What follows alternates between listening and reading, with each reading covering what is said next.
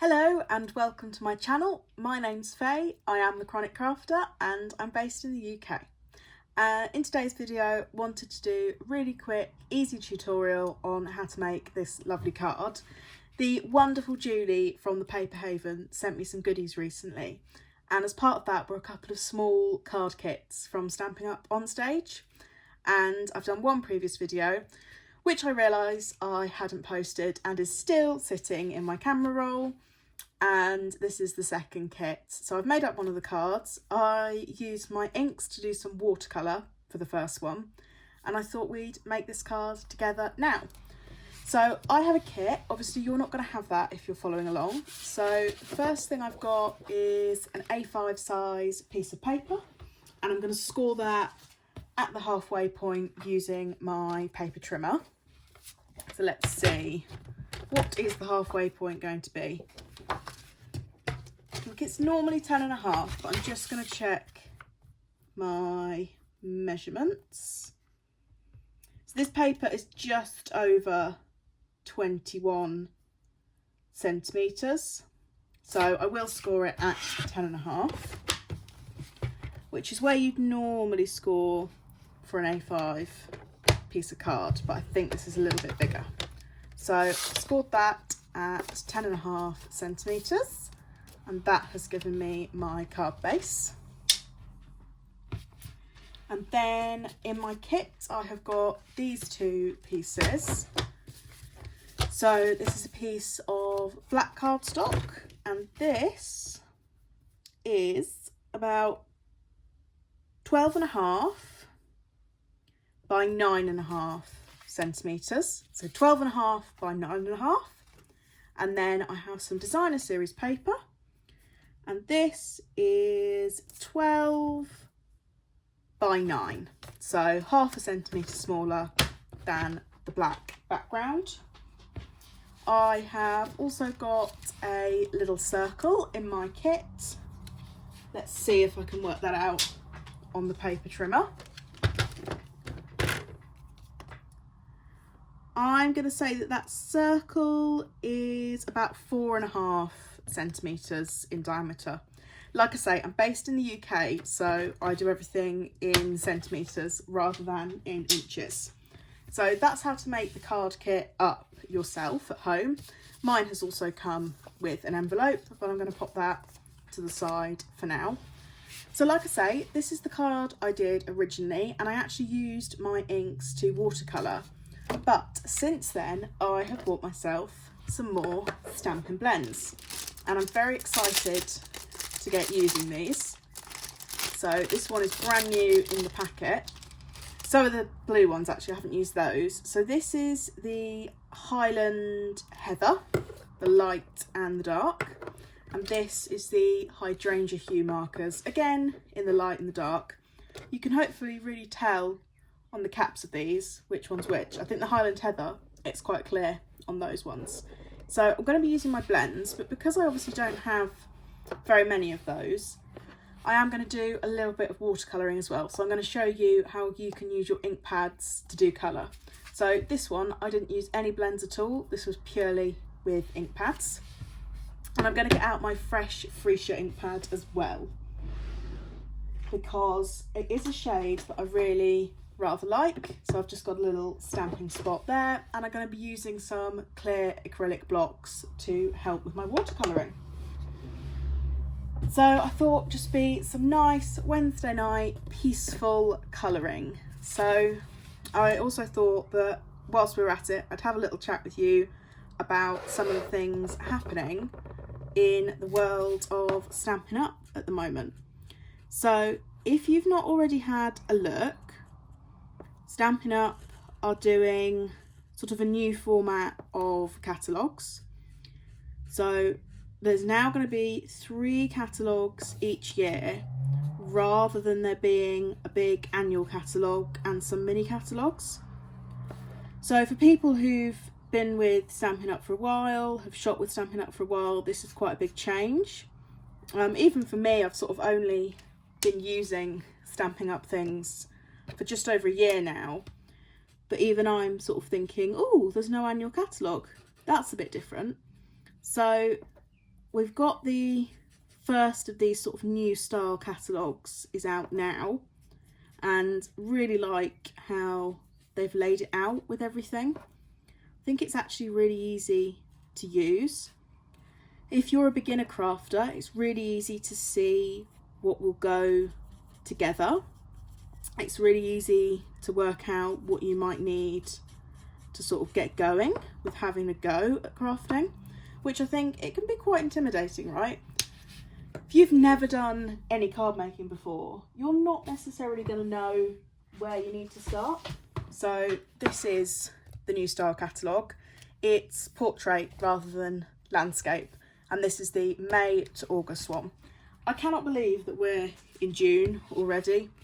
Like, I do not know what's happening to 2026.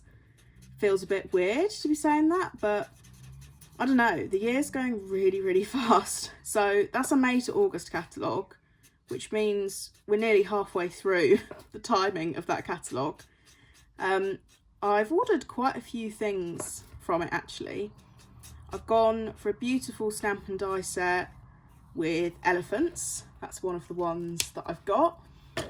I've gone for the balloon festoon bundle, really nice for happy birthday cards, that one. So it's some big die cut balloons, and then the stamp set I really liked because it's kind of adds dimension to the balloons, so it can be like dots for the balloons or some confetti.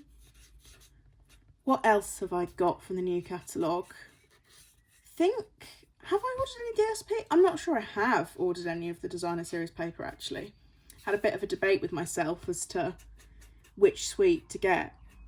But I'll be honest, Stampin' Up are bringing out so many things recently that there's something for everyone. Like, so I didn't really like any of the suites in the catalogue, okay? I'm going to be honest, I've said it. They weren't really, I wasn't that keen. However, they're bringing out some online exclusives. There'll be the July online exclusives soon, and there was one of those that I've seen and thought, oh my goodness, I absolutely love that. So there really is something for everyone. And of course, recently, with it being sort of the time when the annual catalogue would have come out, so even though we haven't got an annual catalogue, with this May to June catalogue, they have given us some new ink colours, which is where Hydrangea Hue comes from. And I am loving it. Like, I've gone nuts for this colour. I've got the blends. I've bought one of the new shimmer brushes, which we might use that in a minute. And I've bought the ink pad. I've bought some cardstock. Like, I'm loving that Hydrangea Hue. I literally am like using it on all of my projects wherever I can. I'm like, yeah, pop some of that in there. So it is nice. There is something in there for everyone. So don't be put off if you sort of see people using something and you think, no, I'm not sure about that. Because there's definitely some things, but not very me. So that's going on at the moment. The other thing that's going on is something called Paper Pumpkin, which is a monthly subscription box. And we didn't have this in the UK until April this year. So this is only just got to us in the UK. They only had it in America. And now we've got it as well. So you can sign up for that each month on like a set subscription. I think you can buy it as a rolling subscription, or you can buy just 1 month's worth. You don't have to sign up for the subscription. So there's a new kit each month basically, and postage is included in the cost of the kit, so you don't have to pay the postage each time, which is really nice. And again, I think people are quite excited about that in the UK. I haven't actually tried one yet because my life recently has been absolutely bonkers. If you follow me over on Instagram, you will have seen that recently I've been very unwell. Had a visit to A&E well into the night with an infection in my arm, So I've been very unwell, and I do feel like in that time I've kind of lost track of what's going on. Like, I'm seeing all these wonderful things being made with the new projects. I'm thinking, oh, I haven't done a video for YouTube for ages. Like, I haven't even played around with my crafting stash, just sort of for my own benefit. So it's definitely nice to be back at my crafting desk, had a little tidy up, had a little sort out, and back here doing videos for YouTube. Like, I'm really pleased about that. And definitely, you know, to be able to order some things when I felt a bit better, I did another order, and that's where I added these blends, and I added the Hydrangea Hue shimmer brush, and yeah, it was just really nice to pick out some crafty goodies to treat myself to.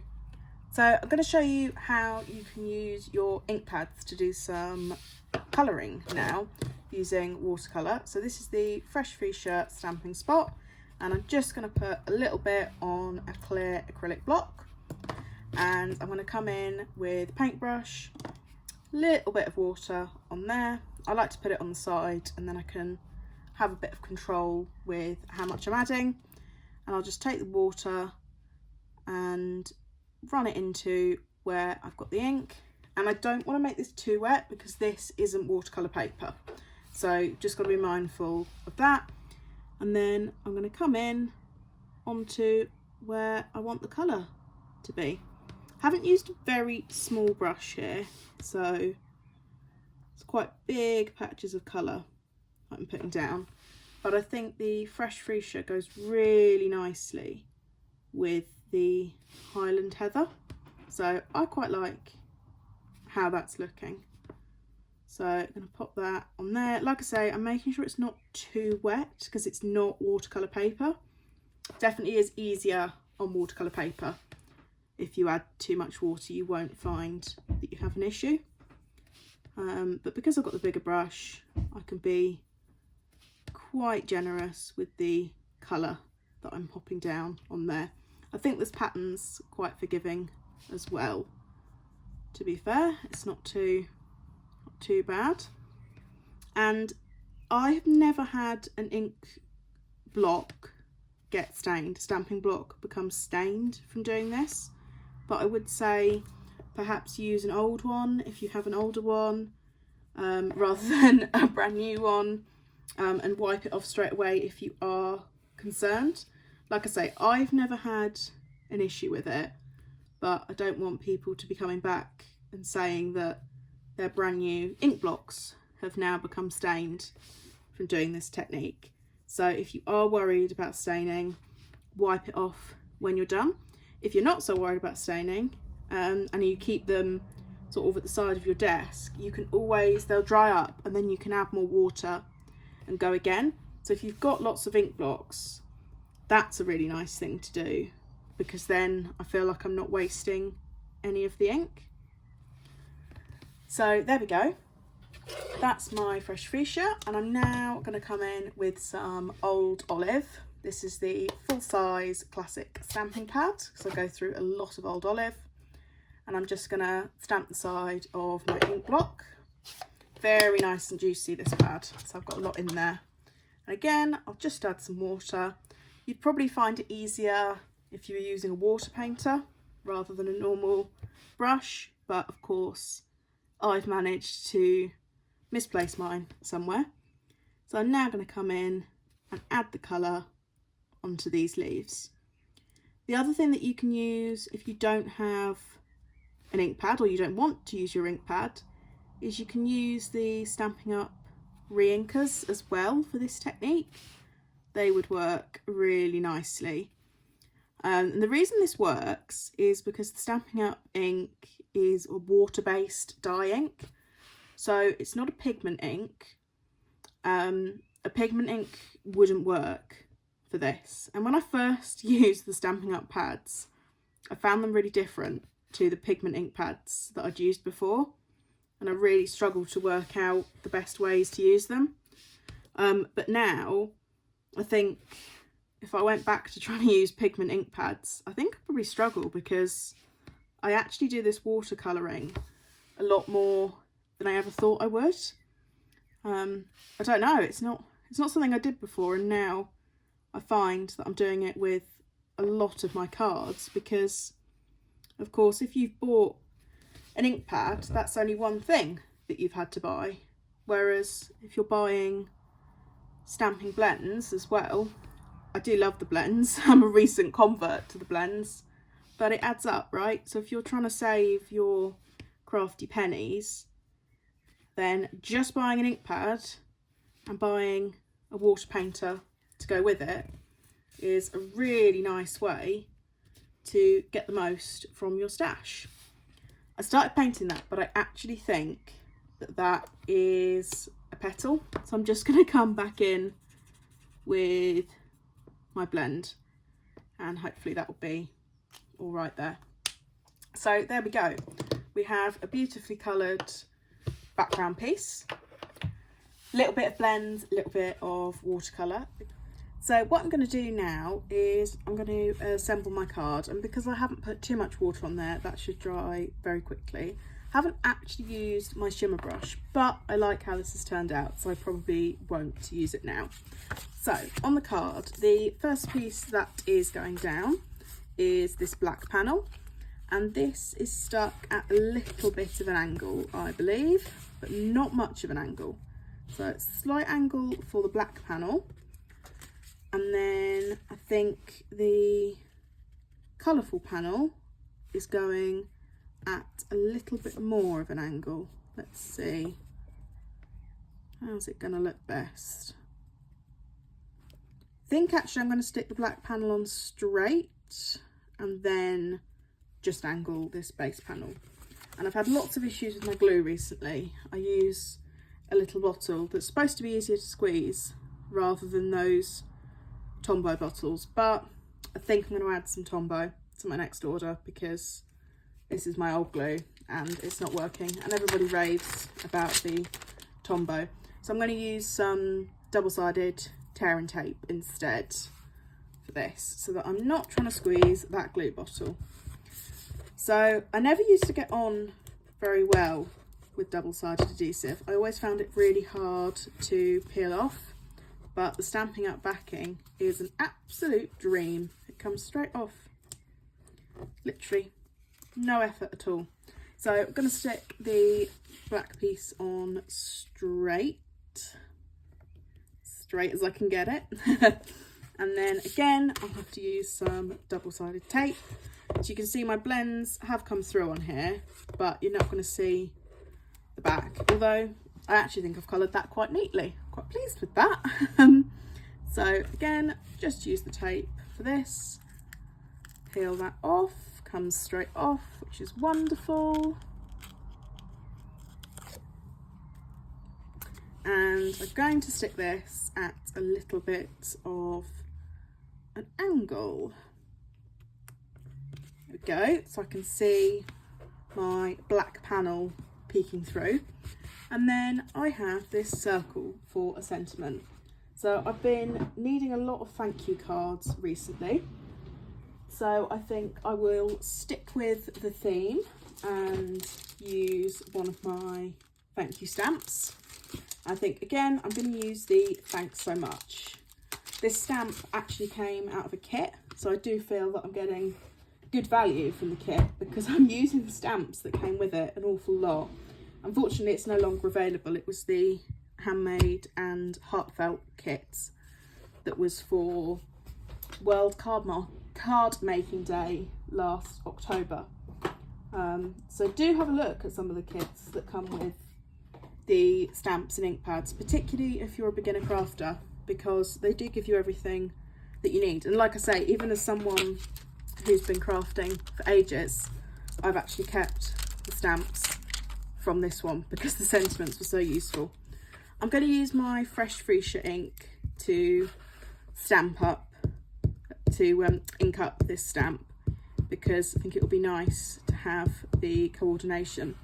I think I might need to get a full size fresh freesia pad because this is getting a bit dry, and I think that just shows how much I've used it, how much I like the colour, which means that it's probably time for a full size one. Don't worry if you do stamp something and you're not quite happy with it, you can always turn your circle around and use the other side. But I'm quite pleased with how that turned out. Now I'm going to come in with some of my stamping dimensionals. You could just use wet glue for this, but I like to pop up my sentiments a little bit. So I am going to use the dimensionals. Again, like the double-sided tape, these peel off really, really easily. It's an absolute dream. I think this is probably, I've tried multiple brands of foam pads and these are definitely the easiest, and they're now an absolute favourite in my craft room. So that's going to go on there, and there we go. We have an absolutely beautiful card. We've been able to do some colouring, so it really adds to that handmade touch. And I've been able to coordinate it, and I've had an excuse to use my brand new stamping blends, which I'm very happy about. So 2 beautiful thank you cards there. Really hope you've enjoyed watching this mini video tutorial. If you have, I'd love it if you could give this video a like and subscribe to my channel. Thanks for watching. Bye.